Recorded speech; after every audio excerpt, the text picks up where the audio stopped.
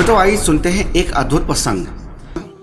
मित्रों अभिमन्यु की पत्नी उत्तरा महल में झाड़ू लगा रही थी तो द्रौपदी उसके समीप गई और उसके सिर पर प्यार से हाथ फेरते हुए बोली, पुत्री, भविष्य में कभी तुम पर दुख पीड़ा या फिर घोर से घोर विपत्ति आए तो कभी भी अपने रिश्ते नातों की शरण में मत जाना, सीधे भगवान की शरण में जाना। उत्तरा हैरान होते हुए और माता द्रौपदी को निहारते हुए बोली, आप ऐसा क्यों कह रही हैं?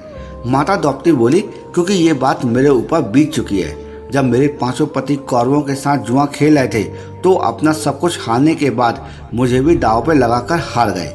फिर कौरवों के पुत्रों ने भरी सभा में मेरा बहुत अपमान किया तो द्रौपदी ने कहा कि मैंने सहायता के लिए अपनी पतियों को पुकारा, लेकिन वो अपना सिर नीचे झुकाए बैठे थे। पितामह, भीष्म, द्रोणाचार्य, धृतराज सभी को मदद के लिए पुकारती रही, मगर किसी ने भी मेरी तरफ नहीं देखा। वो सभी आंखें झुकाए आंसू बहाते रहे। फिर मैंने भगवान द्वारकाधीश को पुकारा, हे प्रभु, अब आपके सिवा मेरा कोई भी नहीं है। भगवान तुरंत आए और मेरी रक्षा करी। इसलिए बेटी, जीवन में जब भी संकट आए तो आप उन्हें ही पुकारना। मित्रों द्रौपदी पर जब ऐसी विपत्ति आ रही थी तो द्वारका में श्री कृष्ण जी बहुत जरा विचलित हो रहे थे, क्योंकि उनकी सबसे प्रिय भक्त पर संकट आन पड़ा था।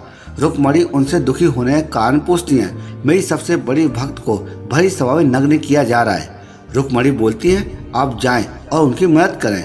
श्री कृष्ण जी बोलते हैं, जब तक द्रौपदी मुझे पुकारेगी नहीं मैं कैसे जा सकता हूँ। एक बार वो मुझे पुकार ले, तुरंत उसके पास जाकर उसकी रक्षा करूँ।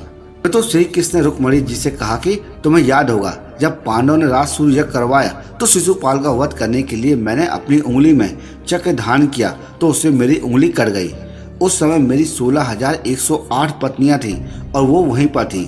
कोई वैद्य को बुलाने भागी तो कोई औषधि लेने चली गई, मगर उस समय मेरी इस भक्त ने अपनी साड़ी का पल्लू फाड़ा और मेरी उंगली में बांध दिया। आज उसी का ऋण चुकाना है, लेकिन जब तक वो मुझे पुकारेगी नहीं मैं नहीं जाऊंगा। अतः द्रौपदी ने जैसे ही भगवान श्री कृष्ण को पुकारा, प्रभु तुरंत ही दौड़े चले गए।